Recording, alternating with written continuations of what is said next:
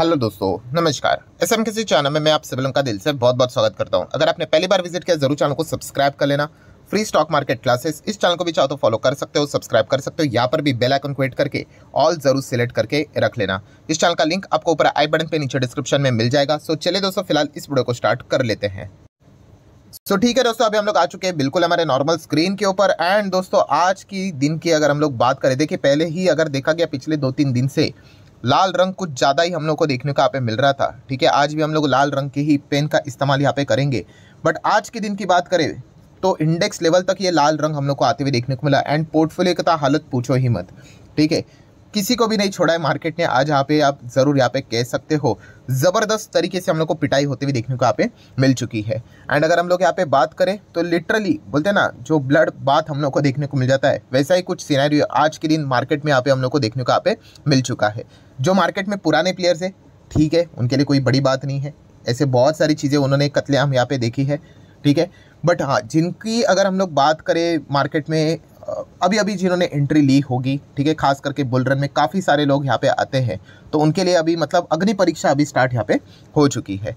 सो अगर देखा गया सेंसेक्स की अगर हम लोग बात करें, नियर बाय 900,000 पॉइंट 1.25% की गिरावट देखने को मिल रही है।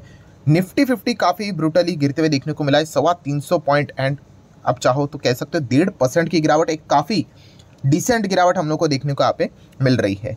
एंड अगर हम लोग यहाँ पे बात करें तो आप सभी लोगों को पता ही है कि भाई इतना हो क्या रहा है। एंड उसी के साथ साथ पोर्टफोलियो लेवल पे तो उससे भी ज़्यादा गिरावट हम लोग को देखने को मिले। अगर किसी के पास मिड कैप, स्मॉल कैप होंगे, माइक्रो कैप होंगे, तो फिर हमको ही पता है कि भाई पोर्टफोलियो में किस प्रकार की गिरावट देखने को यहाँ पे मिल चुकी है। सो सारी चीज़ों को स्टेप बाय स्टेप यहाँ पे कवर करेंगे कि मेजरली यहाँ पे क्या क्या चीज़ें होते हुए देखने को यहाँ पे मिल रही है। ठीक है, सबसे पहले तो एक बात याद रखना, इन चीज़ों से कोई टेंशन नहीं लेना है। जो इन चीज़ों को बर्दाश्त नहीं कर पाता है भाई, उसके लिए शेयर मार्केट है ही नहीं।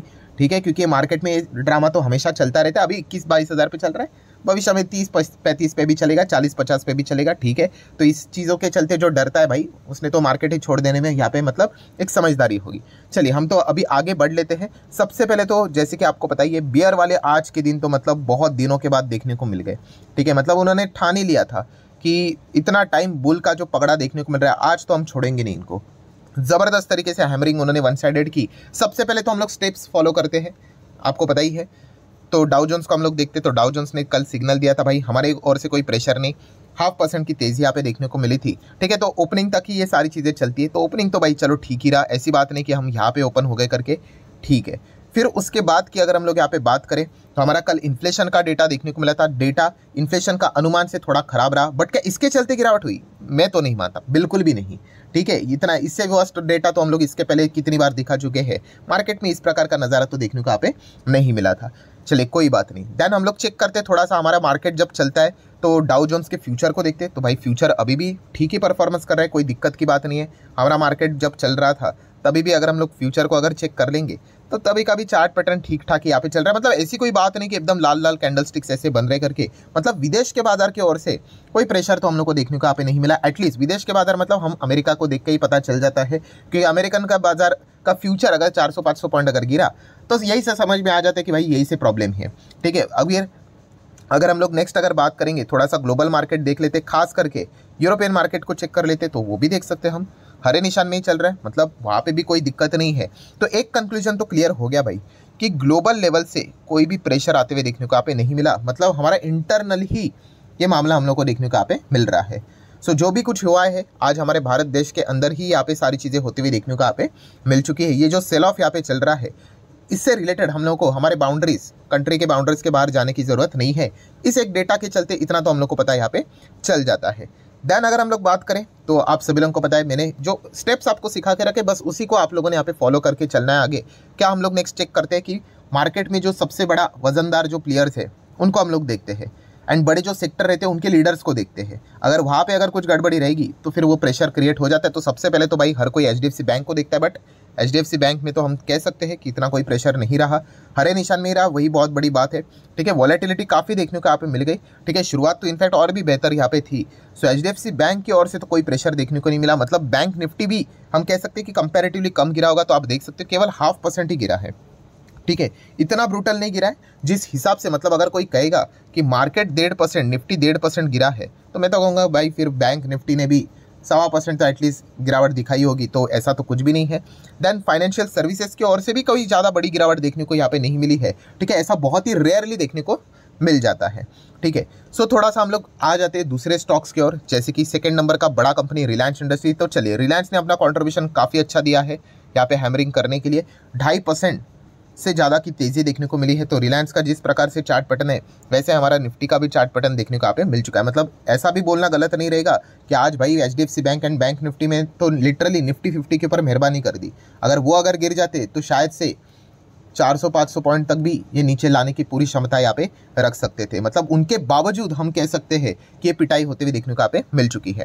देन हम लोग आ जाते हैं, आप सभी लोगों को पता है फाइनेंस के बाद IT सेक्टर बड़ा होता है, एंड IT सेक्टर को ड्राइव करने वाले दो बड़े प्लेयर, एक TCS एंड इन्फोसिस, उनको भी ओवरव्यू कर लेते हैं। तो TCS ने कितनी गिरावट दिखा दी? 1.25% की गिरावट, चलो ठीक है। एंड इन्फोसिस ने तो देखा गया तो कोई गिरावट में ज़्यादा यहाँ पे कंट्रीब्यूशन नहीं दिया है, हरे निशान में देखने को यहाँ पे मिल रहा है, ठीक है। एंड उसी के साथ साथ बैंक्स की बात करें तो HDFC के साथ साथ ICICI बैंक भी अच्छा कंट्रीब्यूशन देता है, तो वो भी हरे निशान में। मतलब अभी तक अगेन सेम, अगर हम लोग कंक्लूजन ड्रॉ करने जाए तो इसमें यही पता चल जाता है कि बड़े कंपनीज की ओर से भी इतना कुछ ज़्यादा पैनिक हम लोग को होते हुए देखने को नहीं मिला, एक्सेप्ट रिलायंस को आप थोड़ा यहाँ पे पकड़ सकते हो। तो ऐसा नज़ारा, जैसे मैंने कहा कि ये बहुत ही इस प्रकार का पैटर्न हम लोग को कम देखने को यहाँ पे मिल जाता है।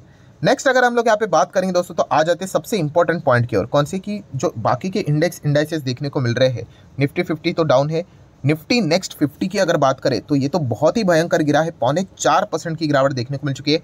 100 की बात करें, 200 की बात करें, मतलब हम कह सकते हैं दोस्तों कि इंडेक्स लेवल पे, इंडेक्स मतलब कौन सा? हमारा जो कोर मेजर इंडेक्स है निफ्टी 50, उसमें तो सबसे कम गिरावट देखने को मिली है। बाकी जो आउट ऑफ निफ्टी 50 स्टॉक जिसके पास होंगे, ठीक है, रहते ही, हर किसी के पास रहते ही है, तो वहाँ पे तो मतलब लिटरली धज्जियाँ उड़ती हुई देखने को मिली। और आप जितना नीचे जाओगे, नीचे मतलब मार्केट कैप्स के हिसाब से, लार्ज कैप से मिड कैप, मिड कैप से small cap, micro cap, nano cap, उतनी ज़्यादा गिरावट हम लोग को देखने को यहाँ पे मिल रही है। मतलब अगर आप चेक करोगे, ये देखिए जैसे जैसे मैं नीचे यहाँ पे जा रहा हूँ, ठीक है, तो आप 500 में आप देख सकते हो और गिरावट। देन मिड कैप में आएंगे तो बाप रे बाप, लगभग 4%।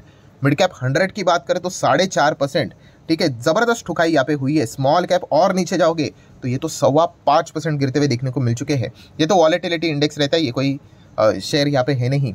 देन मिड कैप 150 की बात करें तो 4-4.25%, स्मॉल कैप 50 की बात करें तो 5.25%, small cap again, mid cap again, ज़बरदस्त गिरावट। एंड देन उसी के साथ साथ अगर हम लोग यहाँ पे देखेंगे मल्टी कैप की बात करें, लार्ज मिड कैप की अगर हम लोग बात करें, तो बहुत ही ज़बरदस्त गिरावट हम लोग को देखने को यहाँ पे मिल रही है। एंड सबसे लास्ट में जो हमारा एक इंडेक्स रहता है, कौन सा? माइक्रो कैप, तो ये तो 6.25% तक यहाँ पे टूट गया। तो जो मैं हमेशा थियरी आपको बताता हूँ, इसमें कोई रॉकेट साइंस तो है नहीं, जितना आप छोटा कंपनी पकड़ोगे उसमें उतना ही ज़्यादा पैनिक ईजिली फैल जाता है, चाहे फिर वहाँ पे गड़बड़ हो या ना हो, ठीक है। और यही नज़ारा हम लोग को आज के दिन, जो थियरी हम लोग सुनते हैं, वही प्रैक्टिकल में हम लोग को सारी चीज़ें देखने को यहाँ पे मिल चुकी है। फाइन। देन थोड़ा सा सेक्टरल इंडाइसेस देख लेते हैं। तो बैंक निफ्टी इतना कुछ नहीं, ऑटो अच्छा खासा गिरते हुए देखने को मिला है, ठीक है। देन उसी के साथ साथ थोड़ा सा आगे बढ़ेंगे तो आप देख सकते हैं मीडिया मेटल में ज़बरदस्त गिरावट है। देन सरकारी बैंक्स में एकदम ज़ोरदार गिरावट देखने को मिली, 4.25% की गिरावट है। देन रियल इस्टेट की अगर हम लोग बात करें तो वहाँ पे भी 5-5.25% की गिरावट देखने को मिल रही है। मतलब ओवरऑल आप कह सकते हो कि जिन्होंने हाल ही में काफ़ी अच्छे रिटर्न्स यहाँ पे दिए हैं, वहाँ पे ज़ोरदार गिरावट हम लोग को देखने को मिल रही है। एंड इसी चीज़ को अगर हम लोग यहाँ पे चेक करने भी जाए तो आप यहाँ पे देख सकते हो पावर ग्रिड, कोल इंडिया, NTPC, मतलब जो सरकारी कंपनियाँ हम लोग को देखने को यहाँ पे मिलती थी, ठीक है, वहीं पे सबसे ज़्यादा कत्लेआम होते हुए देखने को यहाँ पे मिल चुका है। 7.5%, 6.5% की गिरावट हम लोग को होते हुए देखने को यहाँ पे मिल चुकी है। सो ओवरऑल अगर हम लोग यहाँ पे बात करें दोस्तों, तो काफ़ी टफ दिन आज के दिन यहाँ पे देखने को मिला। एंड अगर इसके पीछे का अगर आप रीज़न आइडेंटिफाई यहाँ पे करना चाहते हो कि मेजरली हुआ क्या, एंड खास करके मिड कैप स्मॉल कैप में ही ये चीज़ें हम लोग को देखने को मिली है, तो हम ज़रूर यहाँ पे कह सकते हैं दोस्तों कि सेबी ने इसके पहले ही, कुछ ही दिनों पहले ही, सेबी की जो चीफ है उन्होंने यहाँ पे वार्निंग देखे यहाँ पे रखी हुई थी। वार्निंग किस चीज़ के चलते? कि वैल्यूएशन के चलते, mid cap and small cap के चलते, ठीक है, कि यहाँ पे एंड प्लस उसी के साथ साथ इनके साथ जो डील करने वाले म्यूचुअल फंड्स हैं उनको भी यहाँ पे उन्होंने कहा था, रेस्ट्रिक्शंस तो बोलना नहीं ठीक रहेगा करके, बट उनको भी कहा था कि भाई थोड़ा सा कूल ऑफ हो जाओ, ठंडा यहाँ पे हो जाओ, ठीक है, क्योंकि आपको पता है ये पास्ट रिटर्न्स देखकर काफ़ी सारे नए लोग क्या करते हैं, हाँ, एक्सपेक्ट कर लेते हैं, अच्छा XYZ फंड ने 50% रिटर्न दिया, 60% दिया, ठीक है, तो चलो इसमें पैसा लगा देते, मतलब 50 मिल जाएगा। तो ऐसा नहीं होता है, ठीक है। ये वही है जैसे मैं हमेशा कहता हूँ कि स्टेज 1 फिर स्टेज 2 ऐसे यहाँ पे खरीद लेते और एक्सपेक्ट करते कि यहाँ पे जो इस प्रकार के रिटर्न्स बने वो यहाँ से हमें मिले करके।